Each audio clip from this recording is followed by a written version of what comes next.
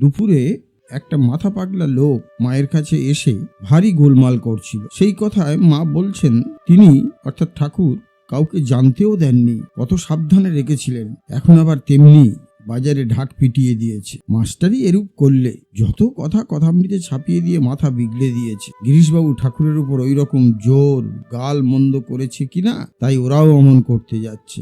আর কি, কেবল এখানেই মন্ত্র নেয়া। মঠে সব ছেলেরা আছে, তাদের কাছে মন্ত্র নিতে পারে না? তাদের কি শক্তি নেই? তাই আমার কাছে পাঠিয়ে দিচ্ছে। আমি এমন কথা পর্যন্ত বলেছি যে কুলগুরু ত্যাগে মহাপাপ হয়, তবু ফিরবে না। তখন এক ভক্ত বললেন, তুমি যে মন্ত্র দাও সে তো ইচ্ছা করেই দাও। উত্তরে মা বললেন, দয়ায় মন্ত্র দিই, ছাড়ে না, কাঁদে দেখে দয়া হয়, কৃপায় মন্ত্র দিই, নতুবা আমার কি লাভ? মন্ত্র দিলে তার পাপ গ্রহণ করতে হয়। ভাবি শরীরটা তো যাবেই, তবু এদের হোক। হ্যাঁ, আজকের এই কথা থেকে আমরা একটা জিনিস পরিষ্কারভাবে জানতে পারছি, সেটি হচ্ছে দীক্ষা দিলে শিষ্য বা শিষ্যের পাপ গুরুতে লাগে, গুরুকে সহ্য করতে হয়। এইটি আমরা কিন্তু মা শারদার কথা থেকে পরিষ্কার জানতে পারছি। তাহলে আশা করি ভিডিওটা ভালো লেগেছে।